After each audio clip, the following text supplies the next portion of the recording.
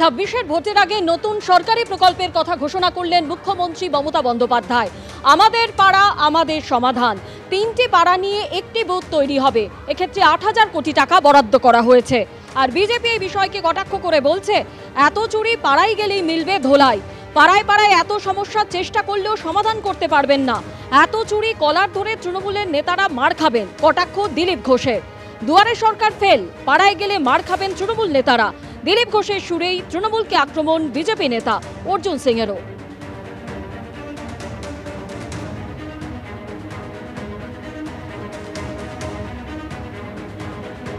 আসলে পাড়ায় পাড়ায় এত সমস্যা, এত মারপিট, পাড়ায় পাড়ায় টিচারের নাম দিয়ে চাকরির নাম করে টাকা নিয়েছে, কাটমানি, এইসব নিতে নিতে পাড়ায় পাড়ায় এত সমস্যা, অন্যরা চেষ্টা করলেও সমাধান করতে পারবেন না। সব জায়গায় মারপিট হবে, কলার ধরবেন নেতাদের সমাধান করতে গেলে। দুয়ারে সরকার ফেল হয়ে গেছে, এখন দুয়ারে সরকার জায়গা উনি পাড়ায় সমাধান করবেন। কাকে দিয়ে সমাধান করবেন? এই তোলামূল টিএমসি কাউন্সিলররা, এই পঞ্চায়েত মেম্বাররা, উনি সব গল্প এখন মানুষ বুঝে গেছে। কোনো চিন্তা করার দরকার নেই। বাংলার মানুষ ওনাকে মিথ্যাশ্রী উপাধি দিয়ে এখান থেকে ঝেঁটে বিদায় করবে। বাড়িতে কল দেওয়ার জন্য পয়সা নেয়, মিউনিসিপ্যালিটিতে চলে যান।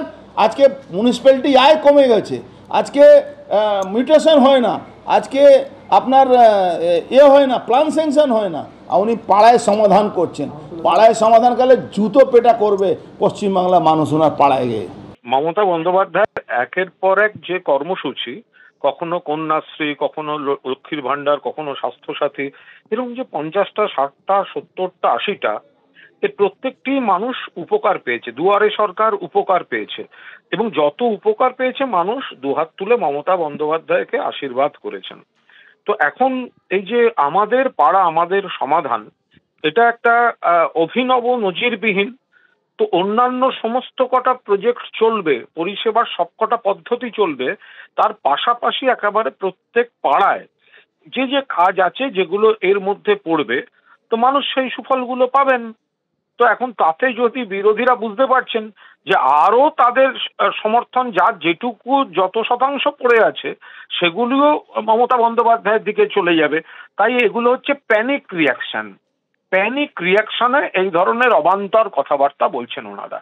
উপরাষ্ট্রপতি পদে জগদীপ ধনকরের ইস্তফা নিয়ে কিন্তু ইতিমধ্যেই রাজনৈতিক মহলে নানা জল্পনা শুরু হয়েছে। আপনারা জানেন যে গতকালই আমরা দেখেছি তৃণমূল সাংসদ কল্যাণ বন্দ্যোপাধ্যায় তিনি বলেছিলেন যে স্বাস্থ্যের কারণে ইস্তফা দিয়েছেন জগদীপ ধনকর, কিন্তু অন্যদিকে আজকে তিনি বলছেন যে তাকে পদত্যাগ করতে বাধ্য করা হয়েছে। তার অভিযোগের তীর প্রধানমন্ত্রীর দিকে। রাজনাথ সিংকে উপরাষ্ট্রপতি করাই লক্ষ্য, এমনই দাবি করেছেন কল্যাণ বন্দ্যোপাধ্যায়।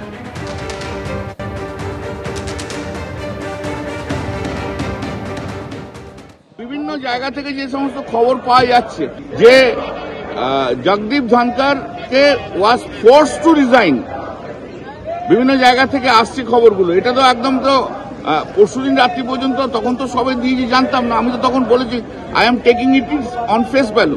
নাও there is no face value, there are something different. Even Narendra Modi force করেছে ওকে রিজাইন করার জন্য, এমনকি থ্রেটও দেওয়া হয়েছে যদি রিজাইন না করে রাত্রি 9টার মধ্যে সেদিন, তাহলে ওনার কাছে ইমপিচমেন্ট নোটিশ দেওয়া হবে।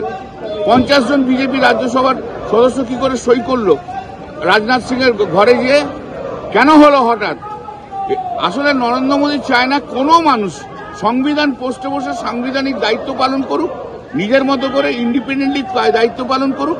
উনি চান যে যারা সাংবিধানিক পোস্টে রয়েছেন তারা যে কোনোভাবে হোক ওনার কথা শুনে চলতে হবে, সংবিধান মানার দরকার নেই। শুনছি তাই যে রাজনাথ সিংকে সাইডলাইন করে রাজনাথ সিংকে ভাইস প্রেসিডেন্ট করবে, কারণ উনি তো সামনে পিছনে কাউকে রাখতে চান না, যাতে কোনো শক্তিশালী লোক যেন ওনার সামনে পিছনে না থাকে, তাকে চাট করে সরিয়ে দেবে। আর কল্যাণ বন্দ্যোপাধ্যায়ের আজকের এই মন্তব্যের পর বিজেপির রাজ্যসভার সাংসদ শ্রমিক ভট্টাচার্য তিনি প্রশ্ন তুলছেন যে ধমক খেয়ে কি অবস্থান বদল করলেন কল্যাণ বন্দ্যোপাধ্যায়? কল্যাণ বন্দ্যোপাধ্যায় গতকাল তো অন্য কথা বলেছিলেন। তিনি বলেছিলেন শারীরিক কারণে জগদীপ ধনকর পদত্যাগ করেছেন, তারপরে হয়তো ওনাকে বকে দেওয়া হয়েছে। মুখ্যমন্ত্রী ধমক খেয়ে আজকে অবস্থান বদল করে নিয়েছেন। জগদীপ ধনকরের সঙ্গে তৃণমূলের কি সম্পর্ক প্রত্যেকের জানা। জগদীপ ধনখড় যখন রাজ্যপাল ছিলেন তখন কি করেছিলেন সেটাও মানুষ জানেন। জগদীপ ধনখড় যখন উপরাষ্ট্রপতি হয়েছিলেন তৃণমূলের ভূমিকা কি ছিল সেটাও মানুষের জানা। শেষ পর্যন্ত ভোটদানে বিরত ছিলেন, এটাও পশ্চিমবঙ্গের মানুষ ভুলে যায়। তৃণমূলের রাজনীতি দ্বিচারিতার রাজনীতি, তৃণমূলের রাজনীতি বারবার অবস্থান পরিবর্তন করার রাজনীতি, বিরোধিতার জন্য বিরোধিতা করার রাজনীতি।